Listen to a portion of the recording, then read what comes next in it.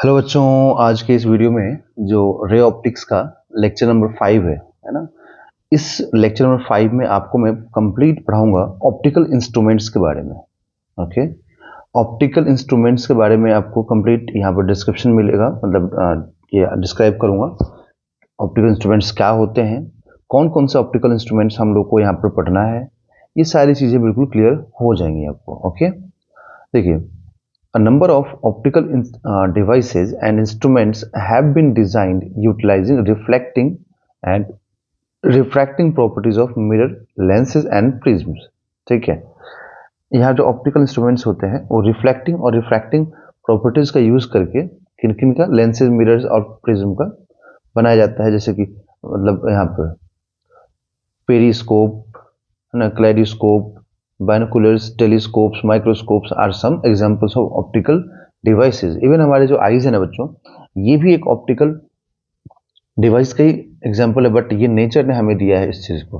ठीक है, जैसे यहाँ लिखा देखिए, our eye is of course one of the most important optical device the nature has endowed us with. ठीक है, नेचर ने हमें गिफ्ट दिया है, ये एक नेचुरल डिवाइस है, मतलब ऑप्टिकल डिवाइस, समझ रहे हैं ना। क्योंकि देखिए इसी के थ्रू हम सब कुछ ऑब्जर्व करते हैं, माइन्यूट से माइन्यूट चीजें या फिर लार्ज से लार्ज चीजें भी हम इसी से ऑब्जर्व करते हैं। We have already studied about the human eye in the class 10th में ह्यूमन आई के बारे में पढ़ाया गया होगा, आप लोगों को पढ़े होंगे। ठीक है, we now go on describe the principles of working of the microscope and telescope। Okay, देखिए माइक्रोस्कोप भी ना दो टाइप का होगा, एक होगा सिंपल माइक्रोस्कोप। जैसे माइक्रोस्कोप है तो यहाँ पर दो टाइप का माइक्रोस्कोप हम लोग पढ़ने वाले हैं। एक सिंपल माइक्रोस्कोप है, दूसरा पढ़ेंगे हम लोग कंपाउंड माइक्रोस्कोप। कंपाउंड माइक्रोस्कोप, तो एक सिंपल और दूसरा कंपाउंड माइक्रोस्कोप। ठीक है, A simple magnifier or microscope is a converging lens of small focal length। Okay, a simple magnifier बोला गया, सिंपल मैग्नीफायर एक है, ठीक है, या फिर माइक्रोस्कोप है। वो एक मतलब सिंपल एक कन्वर्जिंग लेंस है स्मॉल फोकल लेंथ का, छोटे से फोकल लेंथ का, है ना। फिगर दिया हुआ है इसका। In order to use such a lens as microscope, in order to use such a lens as a microscope, the lens is held near the object। okay, देखो अब यहाँ पे क्या बोला गया कि इस टाइप के माइक्रोस्कोप को जब हम यूज करते हैं लेंस की तरह, तो हमें उसको जो उसका जो लेंस होता है ना, उसको नियर द ऑब्जेक्ट हेल्ड करना चाहिए, तो ऑब्जेक्ट का नजदीक रखना चाहिए।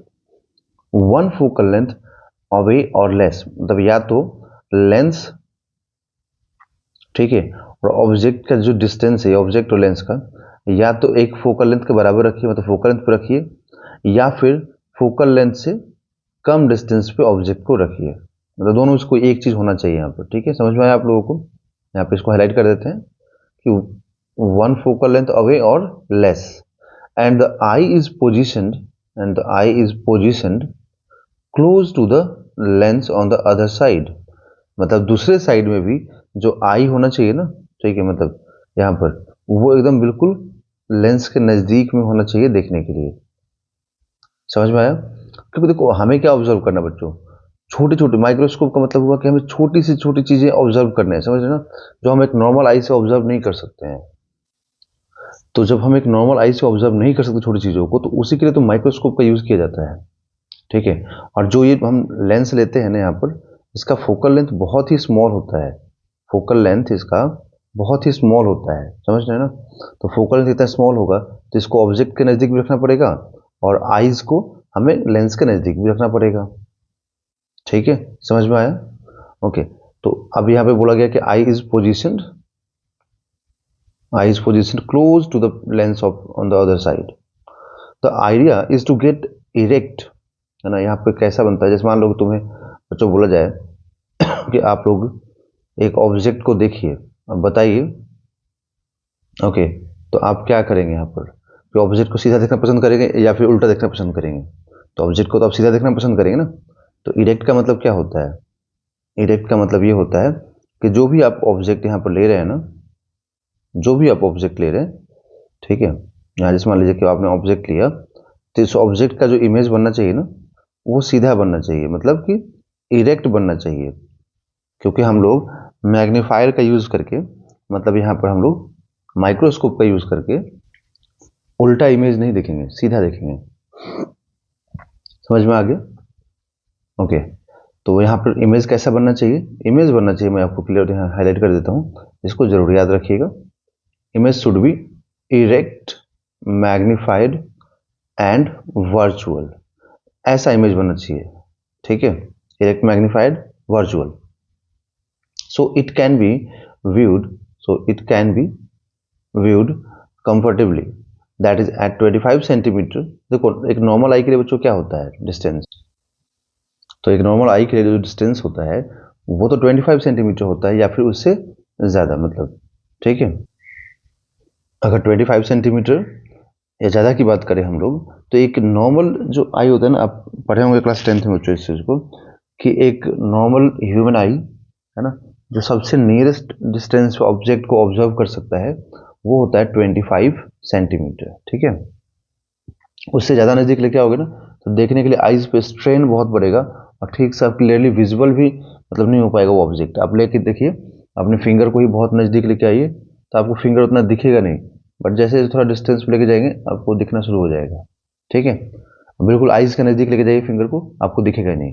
तो कंफर्टेबल व्यूइंग के लिए मतलब कम से कम मिनिमम 25 सेंटीमीटर होना चाहिए, बट 25 पे भी ना क्या है कि आइज पे आपके स्ट्रेस बहुत ज़्यादा आएगा, मतलब वहाँ पर, ठीक है। If the object is at a distance F, हम लोग जैसा कि जानते हैं कि किसी भी ऑब्जेक्ट को अगर हम फोकल लेंथ पर रखेंगे तो इसका इमेज कहाँ बनता है बच्चों? उसका इमेज बनता है इन्फिनिटी पे, है ना। ये हम लोग लेंस में पढ़ चुके हैं। लेंस में मैंने आपको पूरा एक्सप्लेन किया था कि किसी भी ऑब्जेक्ट को अगर हम फोकस पर रखेंगे तो उसका इमेज इन्फिनिटी पे ही बनेगा बच्चों, ठीक है।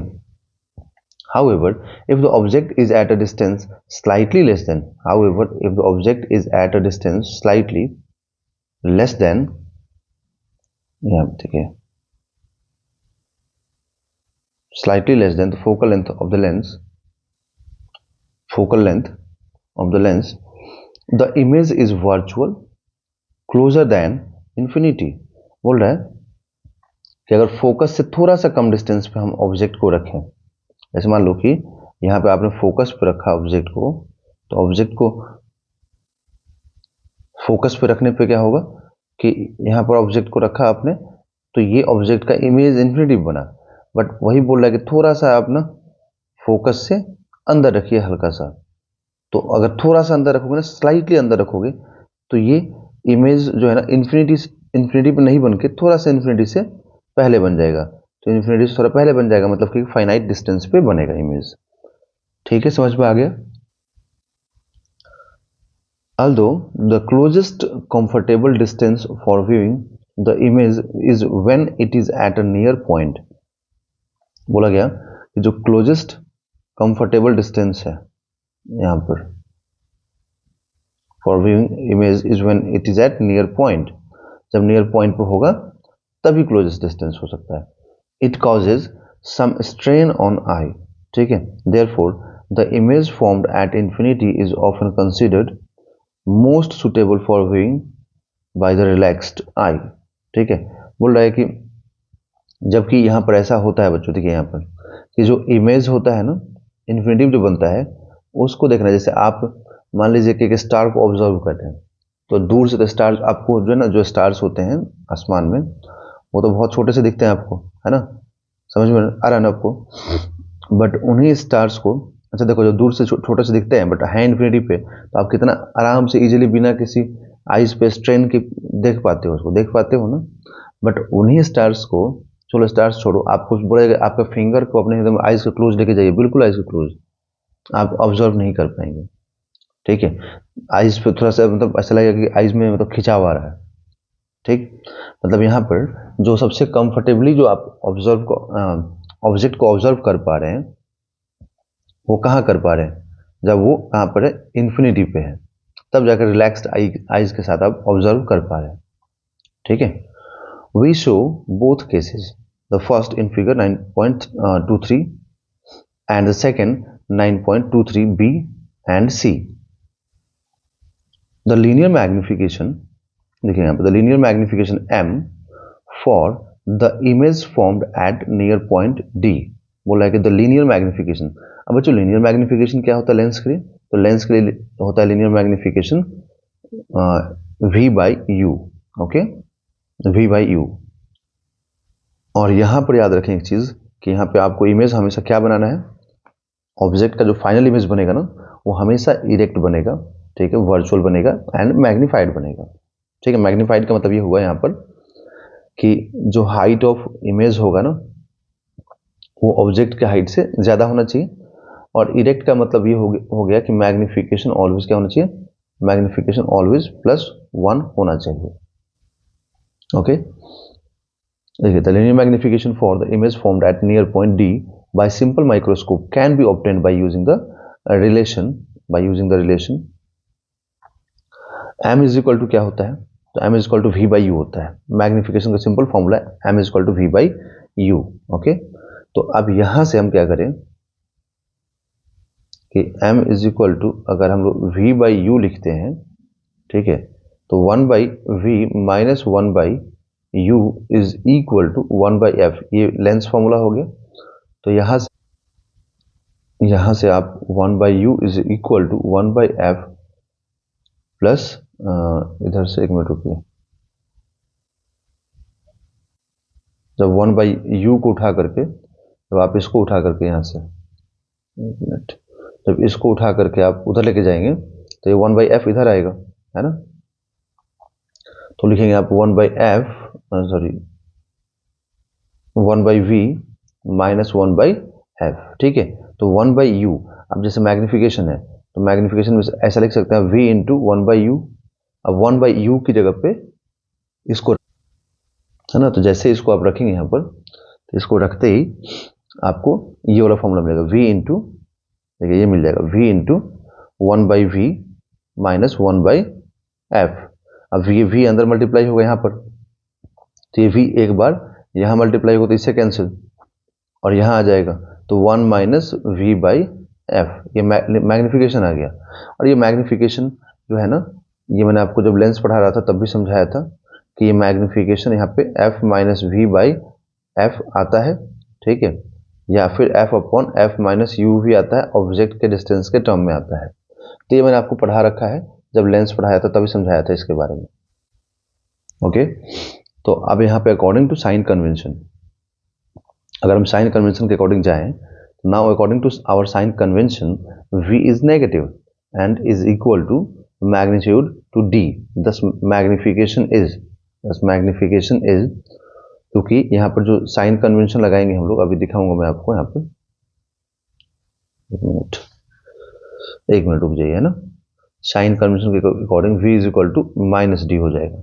माइनस डी इसलिए होगा बिकॉज इसमें जो इमेज का फॉर्मेशन होगा ना, एक मिनट इसका डायग्राम दिखा देता हूँ आपको मैं. यहाँ ये डायग्राम देखिए, अभी तक डायग्राम आपको समझाया नहीं, एक्सप्लेन नहीं किया मैंने, डायग्राम एक्सप्लेन कर दे रहा हूँ यहाँ पर. ये सारे डायग्राम्स जो भी है ना, ये सिंपल माइक्रोस्कोप के डायग्राम्स हैं. सबसे पहली बात कि ये सिंपल माइक्रोस्कोप का डायग्राम है. सिंपल माइक्रोस्कोप कैसे पहचानेंगे, तो सिंपल माइक्रोस्कोप में एक ही लेंस होता है बच्चों, ठीक है ना, एक ही लेंस होता है. यहाँ दिखाया जा रहा है, मतलब डायग्राम में बहुत बड़ा लेंस है ये, बट एक्चुअली में ये बहुत ही छोटा लेंस है, ठीक है ना. बट एक्चुअल में ये बहुत ही छोटा सा स्मॉल सा लेंस है, इसका फोकल लेंस छोटा होता है, ओके. तो यहाँ पर मान लीजिए कि ऑब्जेक्ट को जो है ना u डिस्टेंस पर रखा गया है, ओके. तो ऑब्जेक्ट को एक बार u डिस्टेंस पर रखा हमने, तो यहाँ पर कहीं पे इमेज बना जो कि कितने डिस्टेंस पे होगा, d डिस्टेंस पे होगा, ठीक है. तो मान लीजिए d डिस्टेंस पे यहाँ पर इमेज का फॉर्मेशन हो गया, ओके. और ये हो गया ऑब्जेक्ट, क्लियर. अब देखिए, अब यहाँ पर अगर हम मेजरमेंट करने जाएं तो अकॉर्डिंग टू साइन कन्वेंशन सारा मेजरमेंट कहाँ से होता है, ऑप्टिकल सेंटर से. तो ये वाला जो पॉइंट है वो क्या है, ऑप्टिकल सेंटर का पॉइंट हो गया ना, ऑप्टिकल सेंटर का पॉइंट हो गया ये वाला. तो अगर ये पॉइंट ऑप्टिकल सेंटर का हो गया, तो यहां से अगर हम मेजरमेंट करें तो लाइट में देखिए अगर हम लोग, तो लाइट जो है ना इस डायरेक्शन में जा रहा है, लाइट इधर की तरफ डायरेक्शन है ना, चाहे ऐसे जाए चाहे ऐसे जाए, लाइट का डायरेक्शन राइट वर्ड में है और इमेज यहाँ पर है, तो हम ऑप्टिकल सेंटर से क्या होगा, लाइट के अपोजिट डायरेक्शन मेजरमेंट करने जाएंगे। तो इसीलिए बोला गया कि ये जो इमेज आया है ना, ये वाला जो v इक्वल टू डी आया है यहाँ पर, ये एक्चुअली में माइनस डी होगा, बिकॉज यहाँ पर क्या हो जाएगा, अपोजिट डायरेक्शन मेजरमेंट करने जाना होगा, इसलिए माइनस डी का हमें यूज यहाँ पर करना पड़ेगा। तो जैसे इसकी जगह पे माइनस डी रखोगे ना, तो माइनस माइनस प्लस होके m is equal to 1 plus D by F आ जाएगा। ओके, तो ये हो गया सिंपल माइक्रोस्कोप का डायग्राम फॉर्मूला, डायग्राम हो गया। ठीक है, अगर हम माइक्रोस्कोप का यूज नहीं करते, तो सिंपल माइक्रोस्कोप में एक ही लेंस होता है बच्चों, अगर माइक्रोस्कोप का यूज नहीं करते, मतलब एक लेंस का यूज नहीं करते, तो नॉर्मल आईज पे देखें हम तो क्या देखते हैं हम लोग, यहाँ पे हम ये देखते हैं कि एक नॉर्मल आई को डी डिस्टेंस पे मतलब देखना पड़ेगा, मतलब है ना। तो अगर ऑब्जेक्ट को हम डी डिस्टेंस पे ही रख दें, तो अगर हम ऑब्जेक्ट को यहाँ पर डी डिस्टेंस पे ही रख दें बच्चों, ठीक है, तो यहाँ से हम लोग के पास मतलब ऐसा एक पोजीशन मिल जाएगा इमेज का जहाँ पे हम आराम से कंफर्टेबली देख सकते हैं। ठीक है, क्योंकि यहाँ पे देखो, यहाँ पे कोई लेंस तो है नहीं, तो आप ऑब्जेक्ट को उठा कर रख दो ना डी डिस्टेंस पे, तो आपको आराम से देखिएगा ऑब्जेक्ट यहाँ पर। ठीक है, और tan थीटा नॉट की बात करोगे तो यहाँ पे कोई लेंस नहीं है, तो कोई साइन कन्वेंशन नहीं लगेगा, तो ये क्या आ जाएगा, परपेंडिकुलर, मतलब परपेंडिकुलर मतलब h अपॉन बेस मतलब d, ये आ जाएगा। And for small angle case में क्या लिखोगे, theta naught is equal to h by d लिख दोगे। इसकी आगे यूज पढ़ सकती है, देखते हैं आगे। ठीक है, अब देखिए, अब एक तो केस हो गया था, चलो ठीक है कि भाई हम लोगों ने u डिस्टेंस पे ऑब्जेक्ट को रखा था, तो d डिस्टेंस पे इमेज बना था। ओके, u कोई स्पेसिफिक डिस्टेंस नहीं लिया मैंने कि फोकस पे या कहाँ पर। ठीक है, अब देखिए यहाँ पे सारे मेंशन भी किए हुए, अ simple microscope magnifying lens is located such that its image is at a distance near point. ठीक है, ए पॉइंट में, बी में बोला है कि angle subtended by the object is same as that the near point, मतलब सारा एक्सप्लेन किया डायग्राम्स के बारे में। तो डायग्राम्स तो यहाँ से भी हम समझ ही रहे हैं इस चीज़ को। ठीक है, मैंने आपको एक्सप्लेन कर दिया पहला डायग्राम, और दूसरा डायग्राम भी आपको एक्सप्लेन कर दिया। Since D is about 25 centimetre, ठीक है, 25 सेंटीमीटर। अच्छा बच्चों, एक चीज़ और भी है कि यहाँ पे 25 सेंटीमीटर ही क्यों लिया गया यहाँ पर, तो जो ऑब्जेक्ट को हम लोगों ने रखा ना, तो यहाँ पर u डिस्टेंस पे, u क्या है मालूम नहीं है। ठीक है, तो जो नॉर्मल आई का जो एक नॉर्मल डिस्टेंस होता है ऑब्जेक्ट को देखने का, वो क्या होता है, 25 होता है ना। ठीक है, तो इसीलिए बोला गया कि ठीक है, मतलब अगर आप 25, दैट मीन्स कि 25 सेंटीमीटर से अगर कम डिस्टेंस पे ऑब्जेक्ट रखते हैं, मतलब जैसे नहीं होता है कि आप फिंगर को एकदम बिल्कुल क्लोज लेके आ जाइए, अपने आइज के नज़दीक लेके आ जाइए, और आपको नहीं दिख रहा ठीक से, तो उसको आप अगर लेंस के हेल्प से देखेंगे ना, इतना क्लोज ला करके भी, तो आपको दिख जाएगा। दैट मीन्स कि अगर हम ऑब्जेक्ट को लेस देन 25 सेंटीमीटर पर रखते हैं, फॉर एग्जाम्पल मान लो मैंने 10 सेंटीमीटर पर रख दिया, तो मुझे तो नहीं दिखेगा नहीं 10 सेंटीमीटर पे, तो 10 सेंटीमीटर पर अगर मुझे नहीं दिखेगा, ठीक है, क्लियर, ठीक है, तो उसका इमेज मुझे कहाँ बना देना चाहिए, इसका इमेज बना देना चाहिए मुझे 25 सेंटीमीटर पर, जिससे क्या होगा, मुझे आराम से ये दिख जाएगा। ठीक है, और 25 सेंटीमीटर पे है ना। दूसरा चीज़, एक बात मैं आपको और यहाँ पे एक्सप्लेन कर दूँ, बता दूँ कि ये जो ऑब्जेक्ट है ना, ऑब्जेक्ट को मुझे हमेशा इसके फोकस के बीच में ही रखना पड़ेगा, फोकस और ऑप्टिकल सेंटर के बीच में रखना पड़ेगा। ठीक है, क्योंकि यहाँ पर लेंस में एक मतलब कंडीशन होता है, लेंस में कंडीशन क्या होता है कि अगर आप ऑब्जेक्ट को फोकस और ऑप्टिकल सेंटर के बीच में रखेंगे, ऑब्जेक्ट को अगर फोकस और ऑप्टिकल सेंटर के बीच में रखेंगे, ठीक है, तभी जा करके इमेज क्या मिलेगा, इमेज वर्चुअल मिलेगा और इरेक्ट मिलेगा। मतलब यहाँ पर अगर ऑब्जेक्ट होगा ना, ये सेंटर हो गया ऑप्टिकल सेंटर, तो अगर आप यहाँ पर ऑब्जेक्ट को रखते हैं, तभी जा करके, एक मिनट, आपको वर्चुअल मिलेगा, इरेक्ट मिलेगा एंड मैग्नीफाइड मिलेगा, समझ में आया आपको। मतलब यहाँ पे ऑब्जेक्ट को आपको सेंटर और ऑप्टिकल सेंटर और फोकस के बीच में रखना होगा, तब जाके आपको ऐसा मिलता है। दैट मीन्स कि यहाँ पर भी आपको ऐसे रखना पड़ेगा। ठीक है, तो अगर आप मान लो कि मतलब कम डिस्टेंस पर ऑब्जेक्ट को रखते हो, ठीक है, तो आपको कंफर्टेबल व्यूइंग के लिए, मतलब आप देख सकें एटलीस्ट उस ऑब्जेक्ट को, ठीक है, उसके लिए उसका इमेज कहाँ बनाना पड़ेगा, डी डिस्टेंस पे बनाना पड़ता है। ठीक है, डी डिस्टेंस पे बनाना पड़ता है। ठीक है, अब देखिए यहाँ पर, since d is about 25 centimeter to have a magnification of 6, ठीक है, magnification of 6, one needs a convex lens of focal length 5 centimeter। ठीक है, मतलब यहाँ पे मैग्निफिकेशन 6 हो जाए, उसके लिए फोकल लेंथ क्या होना चाहिए, 5 सेंटीमीटर का। ओके, उससे देखो क्या हो जाएगा, यहाँ पर जरूरी नहीं है कि 6 होना चाहिए, मतलब जस्ट एक एग्जांपल लिया, तो 25 बाई 4 का लेंथ 5 कर दो, तो 5 से ये 25 कैंसिल होगा, 5 हो जाएगा, तो क्या आएगा 1 + 5 दैट मीन्स कि 6। तो मैग्निफिकेशन क्या आया, 6 आया। ठीक है, इसको मैग्नीफाइंग पावर भी बोलते हैं, इस मैग्निफिकेशन को मैग्नीफाइंग पावर भी बोलते हैं बच्चों हम लोग, है ना, या फिर एंगुलर मैग्निफिकेशन भी बोलते हैं, दोनों चीज बोलते हैं, ध्यान रखिएगा, मैग्नीफाइंग पावर या फिर angular magnification. Okay, note that m is equal to h dash by h। Note that m is equal to h dash by h, जहाँ पे h डैश क्या है, इमेज का साइज है, और h क्या है, तो ऑब्जेक्ट का साइज है। ठीक है, देखिए h is the size of object and h dash is size of the image. Okay, this is also the ratio of angle subtended by the image to that subtended by the object. Okay, ये बोला गया कि this is the ratio of angle subtended by the image to that subtended by the object. मतलब यहाँ पर simple हो गया कि एंगल सबटेंडेड बाय, मतलब इसको हम ऐसा भी बोल सकते हैं कि जो एंगल है ना, यहाँ पे हाईलाइट वो कर देता हूँ, मार्क कर देता हूँ, ratio of, this is also the ratio of angle subtended by the image to that subtended by the object। Image कितना एंगल बना रहा है वो देख लो, ऑब्जेक्ट कितना बना रहा है वो देख लो, मतलब इसको ऐसा डिफाइन किया जाता है। ठीक है, तो इमेज ने थीटा एंगल बनाया और ऑब्जेक्ट ने थीटा नॉट एंगल बनाया। ओके, तो यहाँ पर जो बोला है ना उसके अकॉर्डिंग, तो यहाँ पर क्या होना चाहिए कि m इज इक्वल टू, मतलब यहाँ पर m is equal to theta i upon theta naught भी होना चाहिए, तो m is equal to theta i upon theta naught भी होना चाहिए। ठीक है, तो थीटा नॉट कितना होगा ये मैंने आपको जस्ट अभी निकाल कर दिखाया था यहाँ पर। थीटा नॉट कितना है बच्चों, ये h बाई डी है, और थीटा आई निकालेंगे आप। ठीक है, तो थीटा आई यहाँ पर क्या लिखेंगे, tan थीटा आई।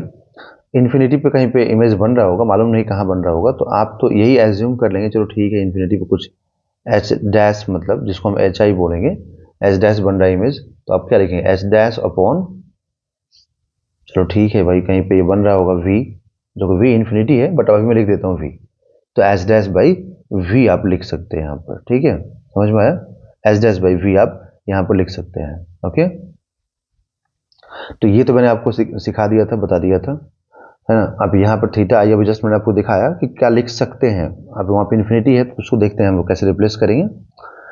तो यहाँ पर ना, we now find the angle subtended at the eye by the image when the object is at a distance u।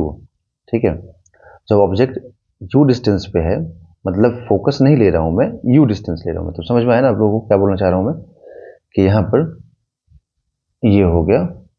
Okay, और यहाँ पर मान लो कि ऑब्जेक्ट यहाँ पर u डिस्टेंस पे है, तो ऑब्जेक्ट जब u डिस्टेंस पे है, ठीक है, तो ये इमेज का जो इमेज जो बनाएगा ना, यहाँ पर एक मिनट, ये v हो गया, ये थीटा आई हो गया। ठीक, तो ये जो थीटा आई जो यहाँ पर एंगल बन रहा है यहाँ पर, ठीक है, ये क्या बनाएगा, तो tan theta i is equal to h dash divided by v।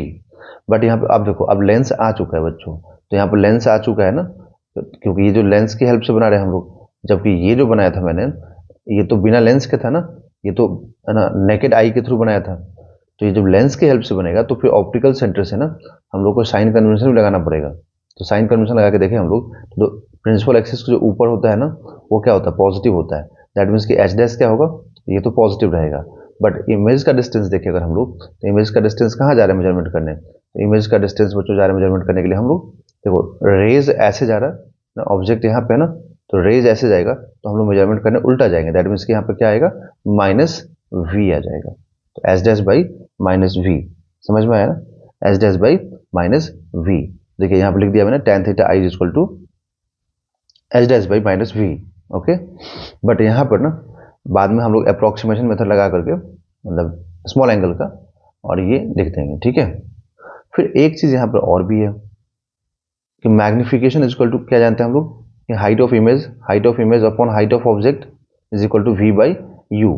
तो यहाँ से ना हम लोग ये जो है, जो ये हाइट ऑफ इमेज है, ये निकाल सकते हो। देखो height of image is equal to क्या हो जाएगा, इस एच को इधर मल्टीप्लाई कर दो, तो v by u into h ये आ सकता है, और इसको उठा करके ना यहाँ रख देना है एच डैश की जगह पे। तो जैसे हम एच डैश की जगह पे रखेंगे, देखिए tan theta i is equal to h dash by minus v है ना, तो आप -1/v को एक साइड कर दो और एच डैश की जगह पर रख दो v by u into H. Okay, तो ये v से v कैंसिल, तो आपको क्या मिलेगा -h/u। दैट मीन्स कि theta i is equal to -h/u हमें मालूम हो जाएगा यहाँ पर। ठीक है, अब अगर मान लो इन केस, देखिए अब ये तो आ गया ना फॉर्मूला, बट अब अगर मैं बोल रहा हूँ कि नहीं ऑब्जेक्ट को, अब जैसे मैंने बोल दिया कि नहीं ऑब्जेक्ट को मैं यहाँ पे फोकस पर रखूंगा, दैट मीन्स कि फोकस पर रखने का मतलब क्या हुआ कि ऑब्जेक्ट डिस्टेंस -f हो जाएगा, तो फिर थीटा आई क्या मिलेगा, तो थीटा आई मिलेगा -h/-f is equal to h/f। ठीक है, मतलब यहाँ पर ऑब्जेक्ट डिस्टेंस क्या मिलेगा -f। ठीक है, समझ में आया, ऑब्जेक्ट डिस्टेंस -f, क्योंकि साइन कन्वेंशन लगाना पड़ेगा ना, तो आप देखो साइन कन्वेंशन लगा के, तो सेंटर ये लाइट इधर जा रहा है और ऑब्जेक्ट का मेजरमेंट कर इधर जाओगे तो क्या होगा -f ही होगा ना, अगर फोकस पर रखते हो तो क्या मिलेगा थीटा आई h/f मिलेगा। क्लियर हो गया।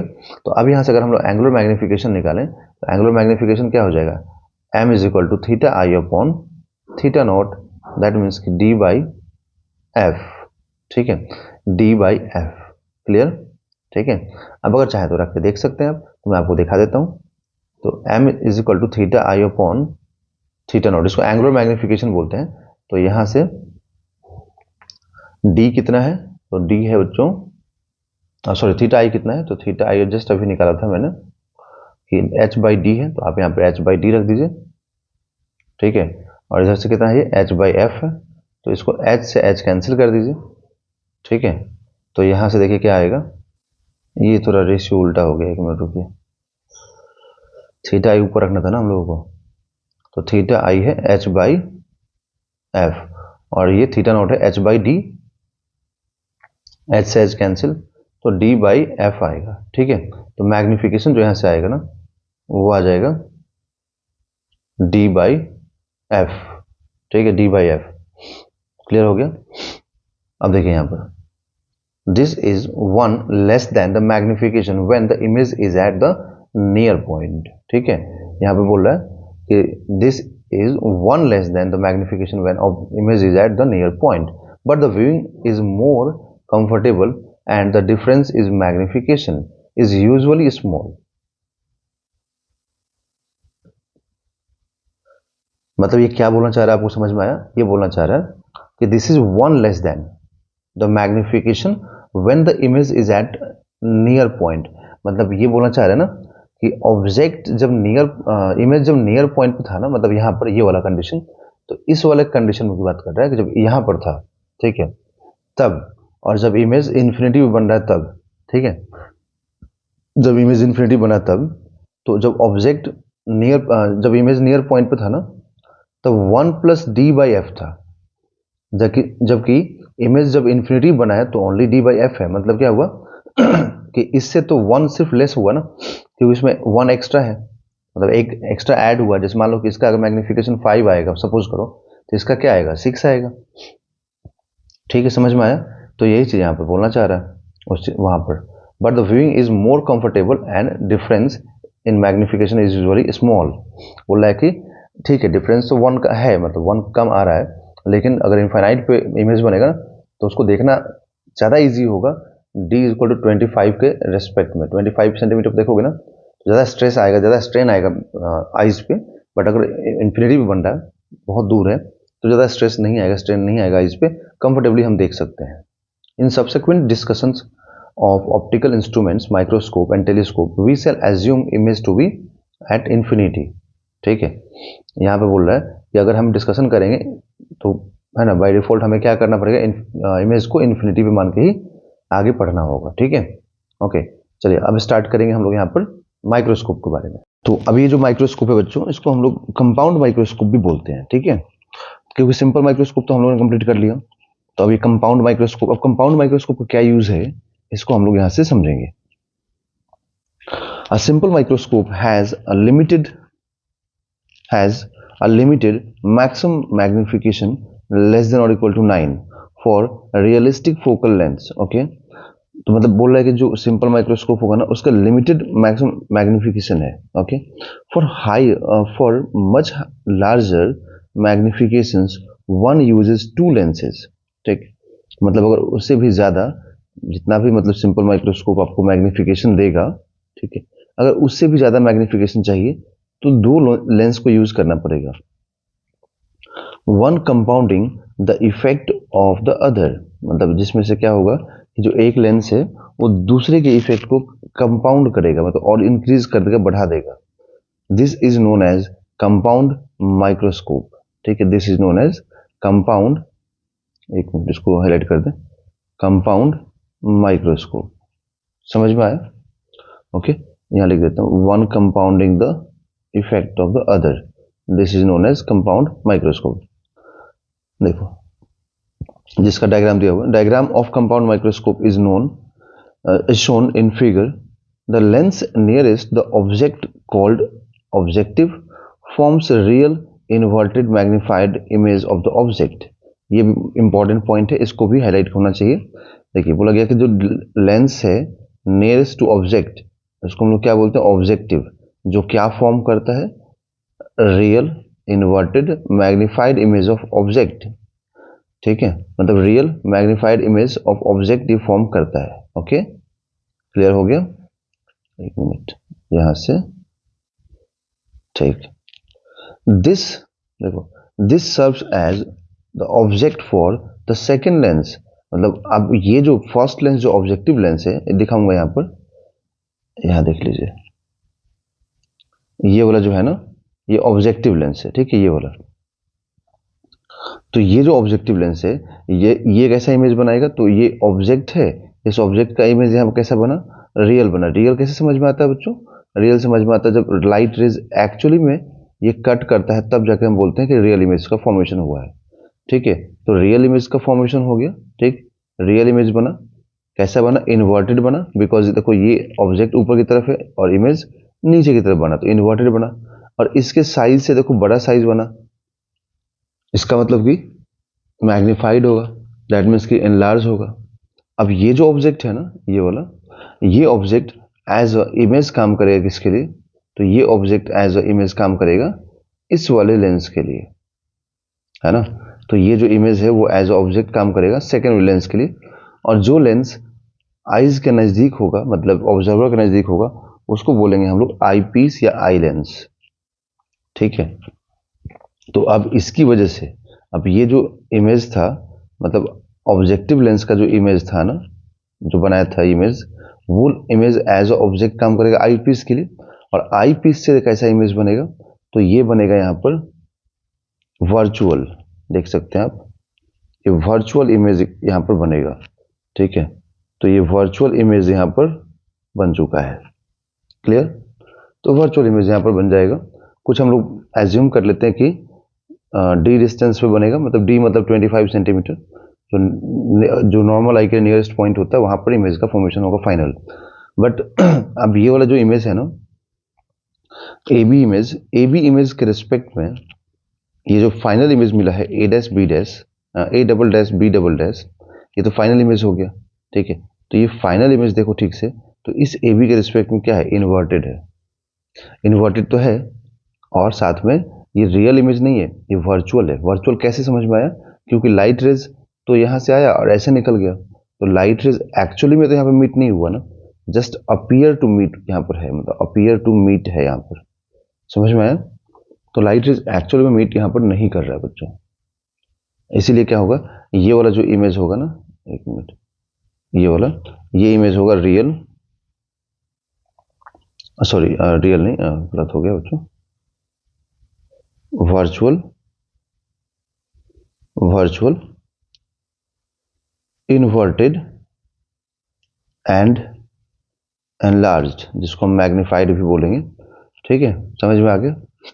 बट किसके रिस्पेक्ट में, ए बी के रिस्पेक्ट में, with respect to A B. But अगर ए डैश बी डैश के रिस्पेक्ट में देखोगे, तो ए डैश बी डैश के रिस्पेक्ट में क्या हो जाएगा, तो ए डैश बी डैश भी नीचे की तरफ है और ये भी इमेज नीचे की तरफ है, इसका मतलब कि क्या बनेगा, इरेक्ट बनेगा। ठीक है ना, ए डैश बी डैश के रिस्पेक्ट में ये इरेक्ट बनेगा। समझ में आया। बट हम लोग क्या बोलेंगे, फाइनल इमेज। तो ए बी के लिए तो ये फाइनल इमेज हुआ, तो इसलिए फाइनल इमेज के बारे में बोला जाएगा कि वर्चुअल इन्वर्टेड एंड इनलार्ज्ड। आप पढ़िए यहाँ पर, this serves as object for the second lens. ठीक है, जो ए डैश बी डैश था ना यहाँ पर, ये सेकेंड के लिए, एक minute, A dash B dash A वाला, ये इसके लिए एज अ ऑब्जेक्ट काम करेगा। Second lens eyepiece which functions essentially like a simple microscope, जिसका फंक्शन क्या होगा, एक सिंपल माइक्रोस्कोप की तरह होगा, जो हम लोग अभी कुछ देर पहले देख रहे थे। ओके, सिंपल माइक्रोस्कोप की तरह, या मैग्नीफायर भी इसको बोलते हैं हम लोग। Okay, produces final image, which is enlarged, ठीक है, and virtual. First the first inverted image is thus near or within the focal length, within the focal plane of eyepiece। ठीक है, अब ये क्या बोलना चाह रहा है, देखिए कि यहाँ पर ये जो इमेज बना है ना, ये जो इमेज बना है A dash B dash, A double dash B double dash का, ठीक है, ये वर्चुअल तभी हो सकता है, जैसे कि ये बहुत बार पहले भी मिल चुका है कि किसी भी लेंस का, मतलब कोई भी कॉन्वेक्स लेंस का ना, ऑब्जेक्ट का जो इमेज होता है ना, ठीक है, ये वर्चुअल इसका तभी मिलता है जब वो इमेज, जब वो ऑब्जेक्ट कहाँ हो, ऑप्टिकल सेंटर और फोकस के बीच में होगा, तभी जाकर के उसका वर्चुअल, ठीक है, और इरेक्ट और वर्चुअल इरेक्ट और इनलार्ज मिलता है। ठीक है, यहाँ पर इमेज हो गया और ये वर्चुअल है। ठीक है, समझ में आया जो बोलना चाह रहा हूँ, मतलब इस ए डैश बी डैश का, ये जो ए डैश बी डैश है ना, इस ए डैश बी डैश का यहाँ पर वर्चुअल इमेज तभी मिलेगा, ठीक है, जब ये कहाँ पर हो, तो ये आई पीस के, है ना, ये आई पीस है ना, ये आई पीस के फोकस के और ऑप्टिकल सेंटर के बीच में अगर ऑब्जेक्ट हो। ठीक है, तो वही चीज यहाँ पर बोलना चाह रहा है कि the first inverted image is thus near और within the focal plane of the eyepiece at a distance appropriate for the final image formation at infinity or little closer for image formation at the near point। okay, अगर infinity पे होगा तो इसका मतलब कि, मतलब अगर image ये वाला, ये जो A double dash B double dash है बच्चों, ये अगर इन्फिनिटी पे बनता है ना, तो तब बनता जब ये कहाँ होता, आई पीस के फोकस पे होता, ए डैश बी डैश। ठीक है, या अगर फोकस से थोड़ा सा अंदर होता तो ये मिनिमम डिस्टेंस डी पर बनता। ओके, उसके बारे में यहाँ पे एक्सप्लेन किया गया। देखिए, तो final image is inverted with respect to original object, है ना, कुछ देर पहले अभी समझे थे हम लोग कि जो यहाँ पे फाइनल इमेज है ना, वो इन्वर्टेड है with respect to original object, मतलब ए बी के रिस्पेक्ट में A double dash B double dash inverted है एंड वर्चुअल है, इनलार्ज भी है। ठीक है, we now obtain magnification due to compound microscope, we now obtain magnification due to compound microscope. The ray diagram 9.24 shows that linear magnification due to the objective, namely h dash h, ये जो linear magnification है, यहाँ पे देखिए, ये जो linear magnification है इस ऑब्जेक्टिव लेंस की वजह से ये क्या है हम लोग के पास, तो h डैश अपॉन, क्योंकि इसका इमेज का, ये जो इमेज बनाया है ना, ये h डैश और ऑब्जेक्ट क्या है, h है। ठीक है, समझ में आया। तो ये, और एक चीज अगर हम एंगल देखें तो यहाँ पे एंगल कितना बना रहा है ये, तो एंगल बना रहा है यहाँ पे बीटा। ठीक है ना, तो लीनियर मैग्निफिकेशन आप h डैश अपॉन h भी लिख सकते हैं, क्लियर। ठीक है, साथ में आप l अपॉन एफ नॉट भी लिख सकते हैं। ठीक है, और l अपॉन एफ नॉट कैसे आएगा, तो उसके लिए आप यहाँ से भी समझ सकते हैं। तो लीनियर मैग्निफिकेशन क्या है, एच डैश अपॉन एच, है ना। तो अब यहां से आप देखिए, तो अगर ये समझना है ना कि मतलब ये कैसे आता है, तो आप ऐसे समझ सकते हैं, देखो यहाँ पे tan बीटा है ना, तो tan बीटा, अब एक काम करो कि ये जो है, ये जो h है ना, इसके पैरेलल यहाँ पर ड्रॉ कर दो, तो ये भी एक तरह से h हो गया। तो tan beta is equal to क्या लिखोगे, तो tan beta is equal to लिखोगे आप यहाँ पर कि tan beta is equal to h upon F naught, समझ में आया, h अपॉन एफ नॉट, क्योंकि यहां से यहां तक क्या हो जाएगा, एफ नॉट हो जाएगा ना, तो tan beta is equal to perpendicular upon base, तो इसलिए h अपॉन एफ नॉट हो गया। ठीक, और इधर से फिर क्या लिखोगे कि वही एंगल और यहाँ पर अपोजिट एंगल है ना यहाँ पर, तो tan beta is equal to h dash upon क्या हो गया, तो एच डैश अपॉन यहाँ से आ जाएगा एल, इसको मान लो एल हो गया ये डिस्टेंस, इसको डिस्टेंस को एल मानो, और ये एल जो होता है ना बच्चों, ये ट्यूब लेंथ होता है, ठीक है ना, ये एल होता है, इस एल को बोला जाता है ट्यूब लेंथ। ट्यूब लेंथ यहाँ पर ट्यूब लेंथ का मतलब हो गया कि ट्यूब का लेंथ जिसमें कि हम लोग दोनों लेंस को फिट कर रहे हैं। भाई दोनों लेंस को कहीं तो फिट करना पड़ेगा ना किसी ट्यूब के अंदर, तभी तो आप देख पाओगे, हाथ में लेकर थोड़ी ना देख पाएंगे इसको, दोनों लेंस को अलग अलग हाथ में पकड़ के नहीं देख सकते ना, तो ट्यूब लेंथ हो गया। अभी अब सोचोगे सर इतना गैप यहाँ पर है ना, कैसे हो सकता है सर, लेंस तो बाहर दिखेगा, नहीं ऐसा नहीं है बच्चों, है ना, ये जो लेंथ है ना, मतलब और जो फोकल लेंथ होता है, मैं आपको दिखा दूं, एक चीज समझा दूं कि आई पीस या ऑब्जेक्टिव का जो फोकल लेंथ होता है ना, ये दोनों फोकल लेंथ बहुत ही स्मॉल होता है, बहुत ही स्मॉल होता है, मतलब कि स्मॉल मतलब समझ लो कि 1 सेंटीमीटर 2 सेंटीमीटर होता है, जबकि लेंथ जो है ना, ये लेंथ 24 सेंटीमीटर होता है, 24 सेंटीमीटर 30 सेंटीमीटर 50 सेंटीमीटर भी हो सकता है, समझ में आया ना। तो ये सिर्फ ऐसे दिख रहा है डायग्राम में छोटा सा, बट ये दिखने में छोटा सा दिख रहा है ना, बट एक्चुअल में नहीं है, मतलब एक्चुअल में कैसा है कि ऐसा कि ट्यूब इतना बड़ा होगा यहाँ से यहाँ तक, ठीक है, तो ये पूरा ट्यूब हो गया, ठीक है, समझ में आया ना, और ऑलमोस्ट लेंस यहीं पर होगा, यहाँ पर ऐसे, क्लियर, क्योंकि मतलब जो ट्यूब का लेंथ, सोचो कि ये मान लो 24 सेंटीमीटर ट्यूब का लेंथ ले रहे हैं हम लोग, ठीक है, तो ये तो बहुत ही बड़ा वैल्यू हो गया ना 1 सेंटीमीटर के रिस्पेक्ट में, ठीक है, तो ये डायग्राम में से बना दिया है ना कि लगेगा कि हाँ ये काफी छोटा है इस डिस्टेंस के रिस्पेक्ट में, बट ऐसा नहीं है, ठीक है, समझ में आ गया ना आप लोगों को। ओके, एक मिनट मैं एक्सप्लेन कर देता हूँ और भी चीजें यहाँ पर जो पॉइंट्स हैं। हाँ तो देखिए, तो यहाँ पर क्या हो जाएगा कि tan बीटा एक्सप्लेन कर रहा था, एच डैश अपॉन लेंथ, तो इसलिए एच डैश अपॉन लेंथ हो जाएगा, ठीक है। अब क्या करें आप, जब यहाँ से मिल गया आपको कि भाई h by f naught is equal to h dash by L, तो आप यहाँ से आराम से निकाल सकते हैं ना, L by f naught is equal to h dash by h, ठीक है, तो ये मैग्निफिकेशन हो गया, तो मैग्निफिकेशन आपको यहाँ से मालूम हो जाएगा, ठीक है, तो यहाँ से आपको ये मतलब ये एच डैश अपॉन एच तो मैग्निफिकेशन हो गया ना, तो आपको मैग्निफिकेशन मालूम हो गया यहाँ से, ठीक है, क्लियर।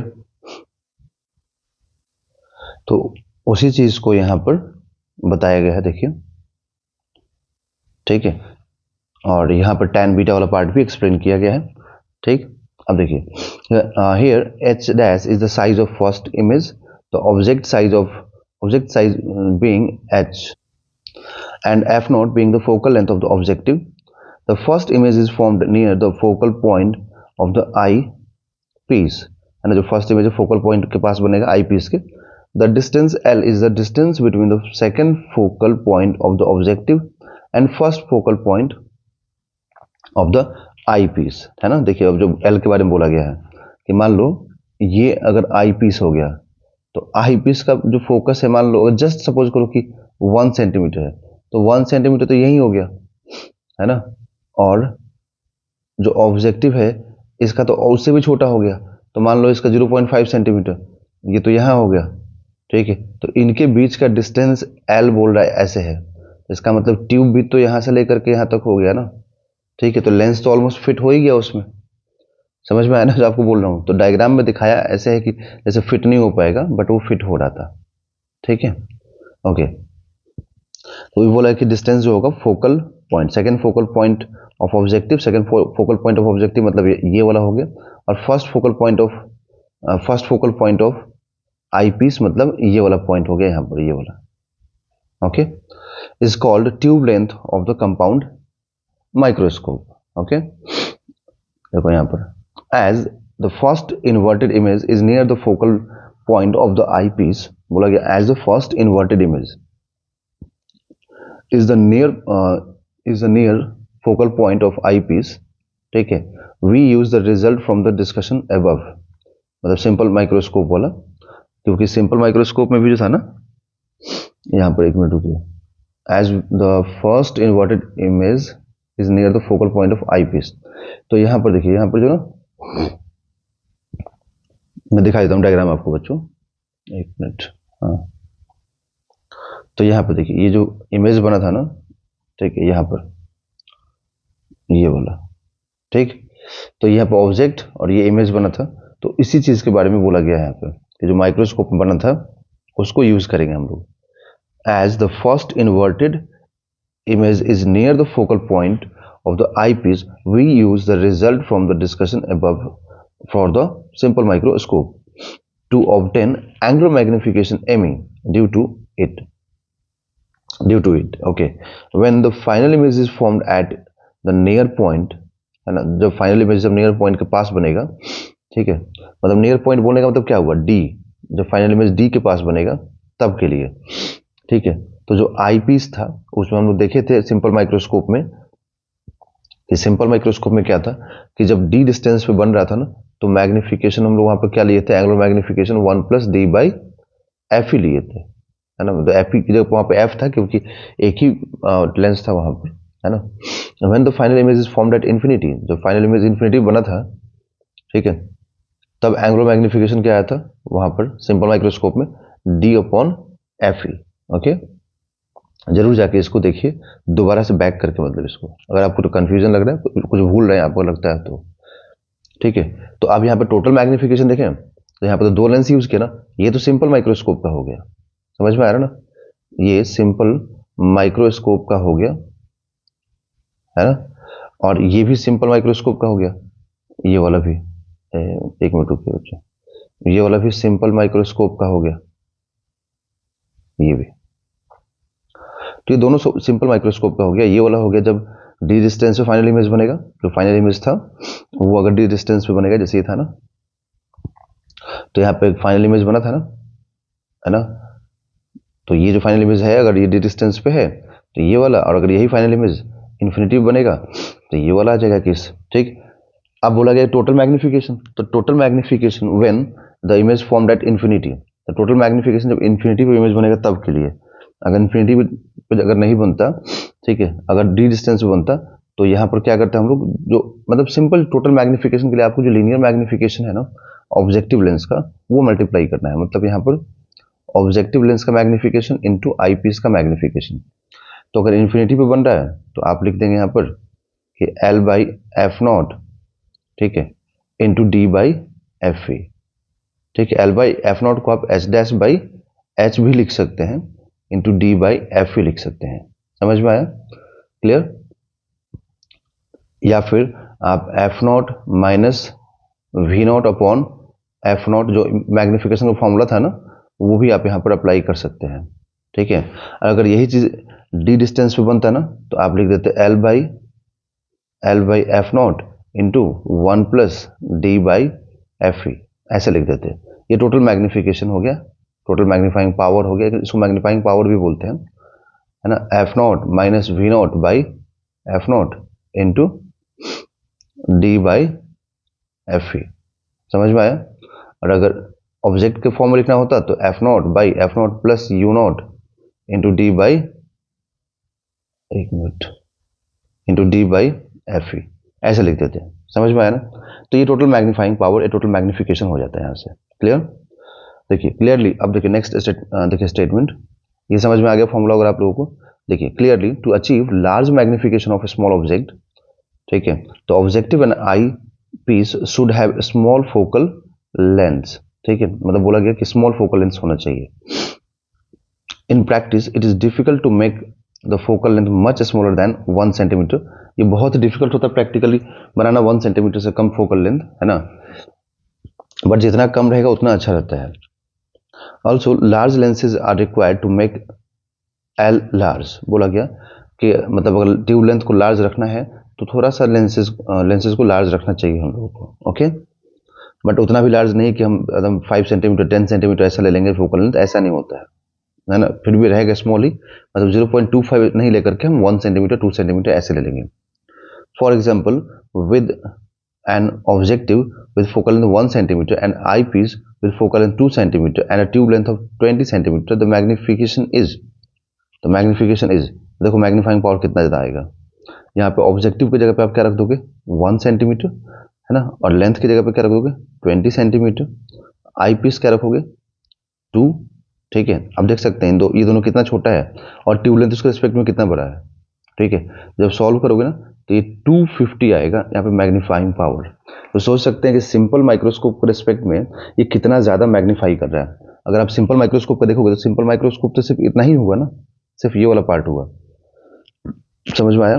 तो सिंपल माइक्रोस्कोप तो सिर्फ ये D/FE वाला पार्ट हो गया, तो D/FE लिखोगे अगर तो D/FE तो ये तो 12.5 आ गया। तो ये मैग्नीफाइंग पावर हुआ सिंपल माइक्रोस्कोप का, ठीक है। और उससे 10 टाइम्स से 20 टाइम्स ज़्यादा मिल रहा है क्या, उससे 20 टाइम्स ज़्यादा हम लोगों को क्या मिल रहा है कंपाउंड माइक्रोस्कोप का। तो इसीलिए कंपाउंड माइक्रोस्कोप अगर हमें बहुत ज़्यादा मैग्नीफाई करना है ना ऑब्जेक्ट के मतलब इमेज को देखने के लिए, तो हमें कंपाउंड माइक्रोस्कोप का यूज़ करना चाहिए। क्लियर हो गया।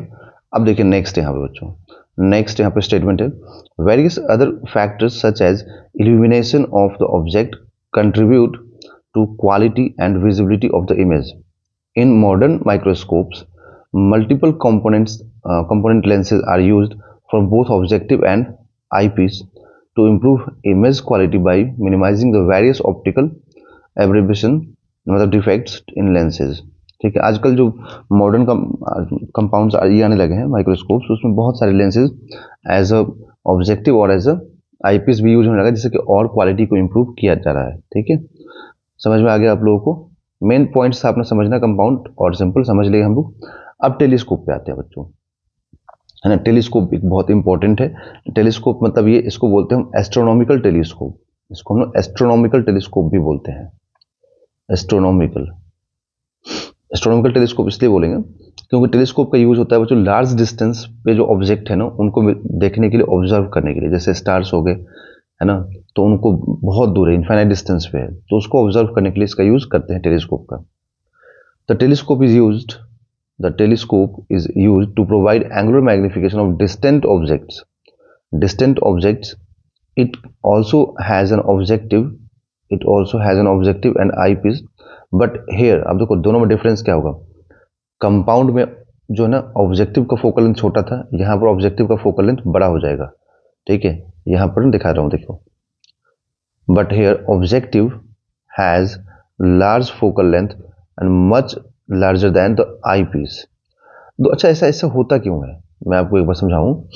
तो कंपाउंड में क्या था ना कि कंपाउंड वाले में ऑब्जेक्टिव का फोकल लेंथ हम लोगों ने छोटा रखा था, है ना, ये ऑब्जेक्टिव और ये आई, तो ये कंपाउंड माइक्रोस्कोप था। तो यहाँ पर F0 जो था ना लेस देन Fe था। बट जब हम टेलीस्कोप की बात कर रहे हैं ना, तो यहाँ पर टेलीस्कोप में क्या होता है कि ऑब्जेक्टिव बड़ा होता है और आईपीस छोटा होता है यहाँ पर। ऐसा क्यों? तो ऐसा इसलिए क्योंकि हमें कंपाउंड माइक्रोस्कोप में ना छोटे छोटे ऑब्जेक्ट्स को ऑब्जर्व करना है। तो छोटे छोटे ऑब्जेक्ट्स को ऑब्जर्व करना तो लाइट भी कम चाहिए होगा यहाँ पर, मतलब ठीक है ना, छोटे कम लाइट आने से भी काम हो जाएगा, एपर्चर छोटा होने से भी काम हो जाएगा। बट यहाँ पे हमें बहुत ही लार्ज ऑब्जेक्ट्स को ऑब्जर्व करना है, मतलब बहुत दूर है ऑब्जेक्ट्स, उनको ऑब्जर्व करना है, ठीक है। तो वहां से हमें लाइट रेज ज्यादा पास करता हुआ देखना चाहिए एपर्चर से। तो इसीलिए इसमें जो क्या होता है ना, इसमें एपर्चर बहुत बड़ा रखा जाता है, समझ में आया ना।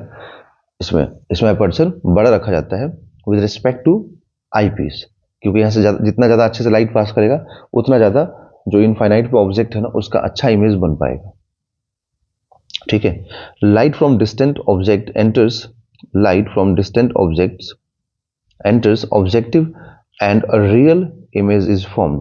यहाँ पे भी रियल इमेज का फॉर्मेशन होगा जैसे कि प्रीवियस वाले में बना था। In the tube at a second at its second focal point, क्योंकि ऑब्जेक्ट कहाँ है बच्चों, तो ऑब्जेक्ट है इन्फिनिटी पे।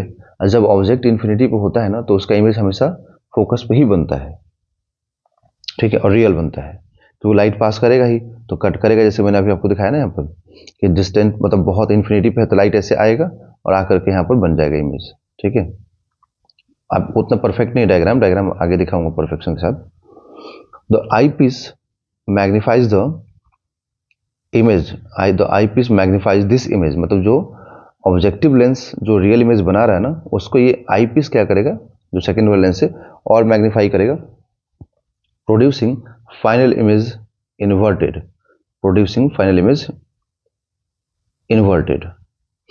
The magnifying power m is the ratio of angle beta subtended at the eye by the final image to the angle alpha, ठीक है, which object subtends at the lens or the eye.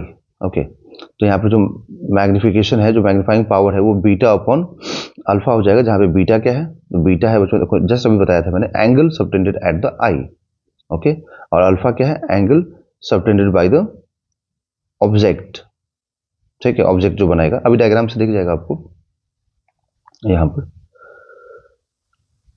Object, देखो यहाँ पर object है ना, तो इसने जितना एंगल बनाया उसको हम अल्फा बोलेंगे, और जो इमेज बनाएगा ना फाइनल वाला, यहाँ पर कहीं पे बहुत दूर इमेज बनेगा, ठीक है, उसको हम लोग बोल रहे हैं यहाँ पर बीटा, उसको हम लोग बीटा बोल रहे हैं, ठीक है, क्लियर हो गया।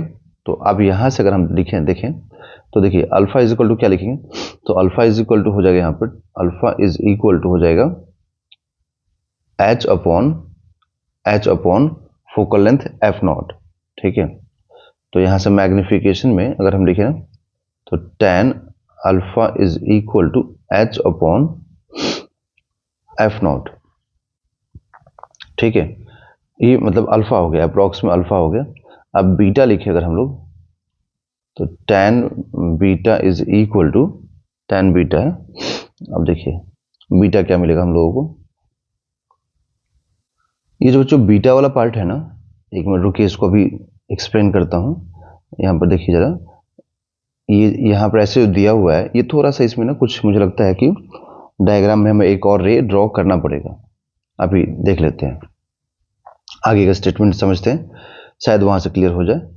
यहाँ पर देखिए, यहाँ पे आगे सिर्फ वैल्यूज लेकर के एक्सप्लेन किया है, तो यहाँ पर बताया तो कुछ है नहीं बच्चों, है ना, तो ये इसका मतलब ये हुआ कि एक रे डायग्राम ना यहाँ पे और ऐसा होना चाहिए था कि ऐसा होता एक और पैरेलल में, ठीक है, और ये ऐसे आता, और ये जो है ना ऐसे फोकस से अनडेविएटेड पास करता, मतलब ऐसे, ठीक है। तो यहाँ पर क्या होगा कि यहाँ पर ये बीटा बनता इधर में, समझ में है ना, मतलब ये थोड़ा सा डायग्राम का परफेक्शन चाहिए, एक मिनट रुकिए मैं कर दिखा देता हूँ, मतलब ऐसे रेज आता और यहां से ऐसे पास करता,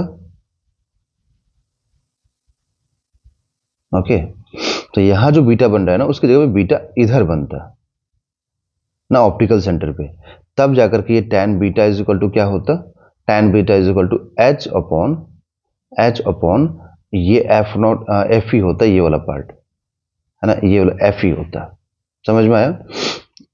अब यहां से आप अगर जो लिखा हुआ है वहां पर, अब यहां से लिखा है tan बीटा, तो ये वाला जो tan बीटा है, ये tan बीटा आप कैसे दिखाएंगे बताइए, ये tan बीटा आप कैसे दिखाएंगे कि h अपॉन एफ ही होगा, क्योंकि ये तो यहाँ पे पीछे कहीं पे इधर आ रहा, तो इधर में जो बनता वो होता है ना, ठीक है। तो ये थोड़ा सा डायग्राम में यहाँ पर करेक्शन की जरूरत थी, करेक्शन की नहीं मतलब कुछ एक्स्ट्रा रेज की जरूरत थी, तो एक्स्ट्रा रेज ड्रॉ कीजिए यहाँ पर जो ऑप्टिकल सेंटर से पास करेगा, फिर tan beta is equal to सीधा सीधा परपेंडिकुलर अपॉन ये हो जाएगा यहाँ पर एफ ई, ठीक है।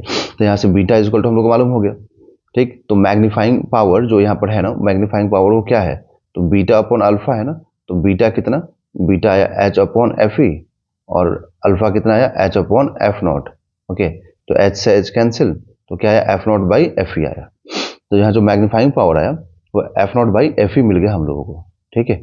तो अब देखिए आगे, in this case the length of the tube, telescope tube is F not plus F E, यहाँ पर जो लेंथ होगा ना पूरा कंप्लीट, वो क्या हो जाएगा F not plus F E हो जाएगा, ओके।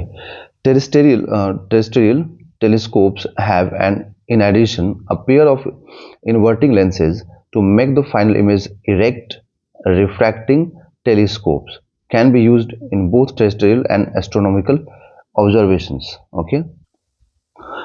तो इसमें जो ये जो वर्ड यूज किया जा रहा है बच्चों टेरेस्ट्रियल, तो टेरेस्ट्रियल टेलीस्कोप जो होता है ना, मतलब इस टाइप का टेलीस्कोप हुआ जैसे कि हम अर्थ पे माउंटेन को, ट्रीज को, है ना, क्रिकेट मैच को बैठ के स्टेडियम में ऑब्जर्व कर रहे हैं, देख रहे हैं, है ना, तो उस टाइप के जो टेलीस्कोप्स होते हैं उसको टेरेस्ट्रियल बोलते हैं।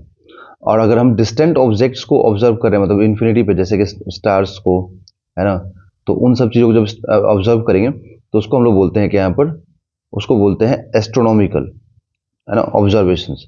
तो वही बोला कि अगर हमें टेरेस्ट्रियल टेलीस्कोप चाहिए तो उसमें हमें क्या करना पड़ेगा, पेयर ऑफ इन्वर्टिंग लेंसेज हमें यूज करना पड़ेगा ताकि फाइनल इमेज क्या मिले, इरेक्ट मिले।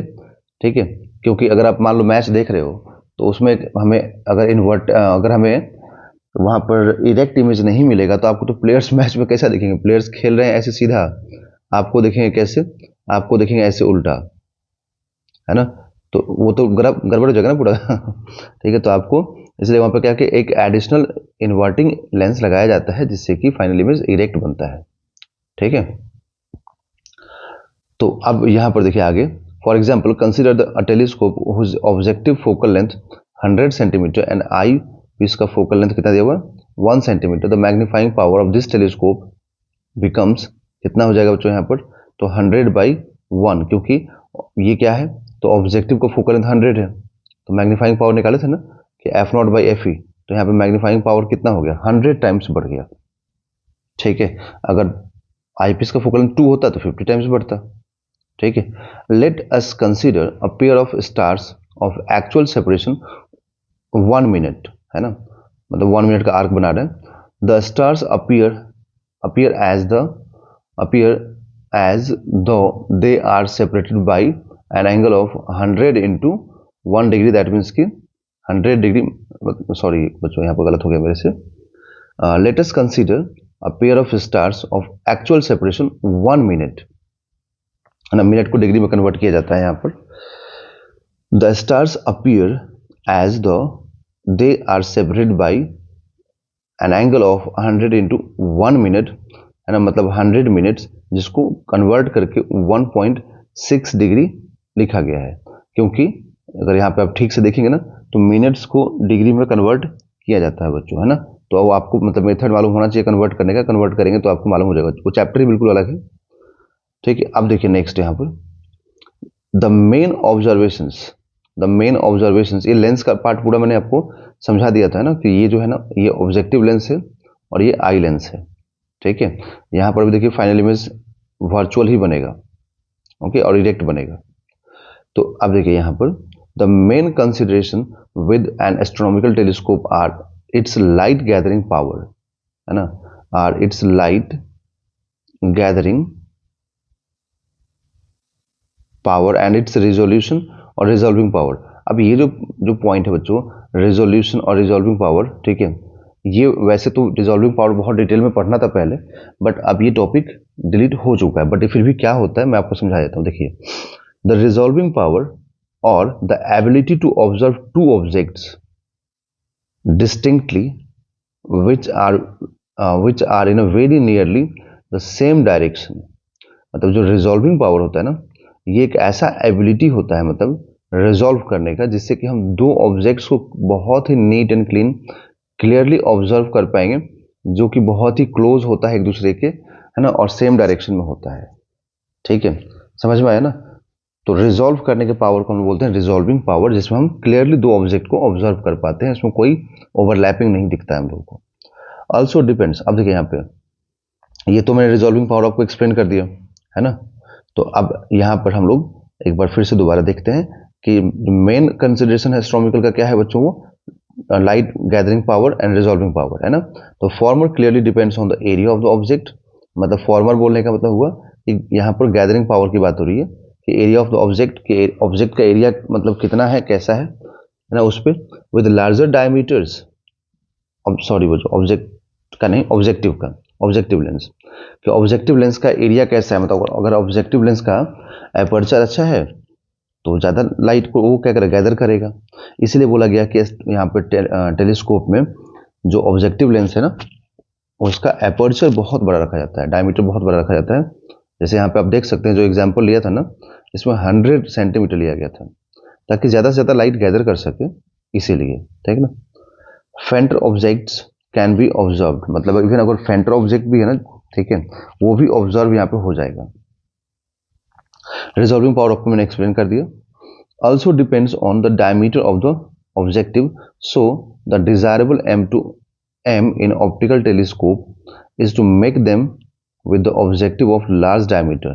The largest lens objective in use has a diameter of 40 inch, मतलब 1.02 मीटर, जो लार्जेस्ट लेंस और जो है ना ऑब्जेक्टिव का, ठीक है, जो यूज में है वो 1.02 मीटर का है। ओके, इट इज एट, अब देखो ये कहीं पे ये यर्क्स ऑब्जेक्ट्री यूएसए में कहीं मतलब यूज किया जा रहा है। अब ये तो जो एक डेटा है मतलब जो बताया गया कि हाँ कहीं पे यूज हो रहा है, मतलब ये such big lenses tend to be very heavy and therefore difficult to make and support by their edges.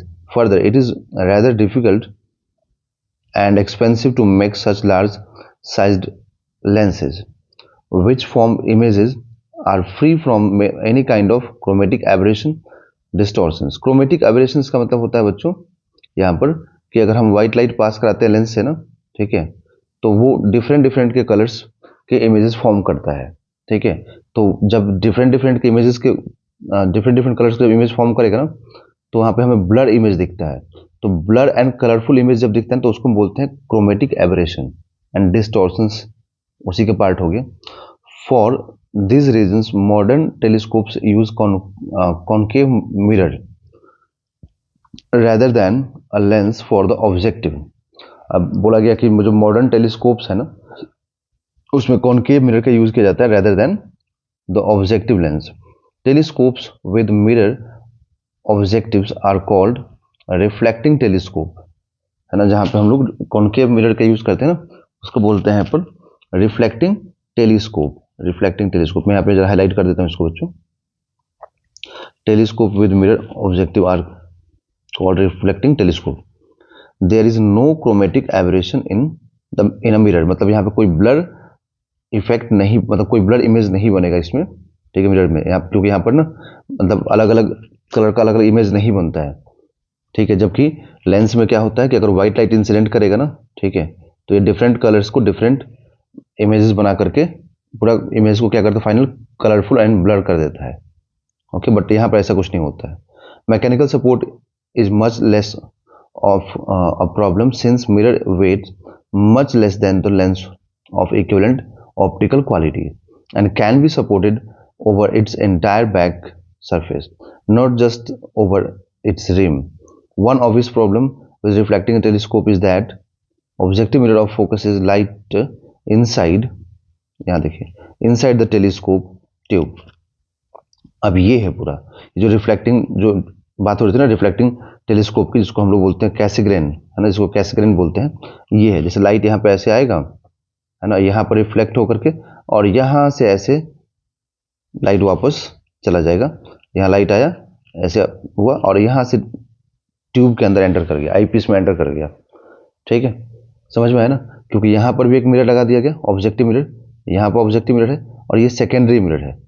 ठीक है, तो यहाँ पर ये जो है ना ये कॉन्केव है, ये कॉन्केव मिरर है। तो कॉन्केव मिरर क्या करता है, तो कॉन्केव मिरर बच्चों रेज को कन्वर्ज करता है। देखो तो रेज को कन्वर्ज किया ना, लाइट ऐसे आया और इसको ऐसे कन्वर्ज कर दिया। समझ में आ गया। अब देखिए इसमें आगे क्या बोला, one must have an eyepiece and observer right there. Okay, eyepiece होना चाहिए और यहाँ पे ऑब्जर्वर भी होना चाहिए, तभी तो ऑब्जर्व हो पाएगा ना। Obstructing some light depending on the size of the observer cage. Okay, this is what is done. अब बच्चों ये जो है ना यहाँ पे कंप्लीटली ये बता रहा है कि मतलब इसके बारे में कि this is what is done in the very large 200 inch 5.08 metre diameters.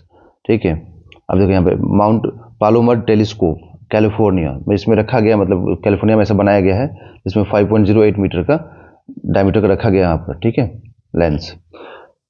The viewer sits near the focal point of the mirror in a small case.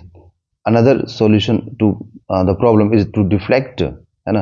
अब ये बता रहा है बच्चों अलग अलग चीज़ों के बारे में यहाँ पर कि कैसे कैसे लाइट यहाँ पर डिफ्लेक्ट हो रहा है। जैसे यहाँ पर बोला गया ना कि another solution to the problem is to deflect light being focused by another mirror. देखिए, one such arrangement using convex secondary mirror, convex secondary mirror पे यूज करके क्या हो रहा, which now passes through a hole in the objective primary mirror. मतलब यहाँ पे बोल रहा है कि यहाँ से लाइट आ रहा है और यहाँ से लाइट आ करके इस होल के थ्रू पास कर जा रहा है। ठीक है, जो होल जो है ना प्राइमरी मिरर के अंदर में बनाया गया उसके through.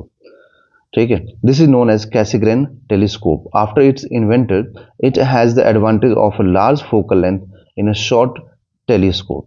The largest telescope in India is in Kavalur. Tamil Nadu. It is 2.34 meter diameter reflecting telescope. It was grounded, polished polished setup and is being used by Indian Institute of Astrophysics, Bangalore.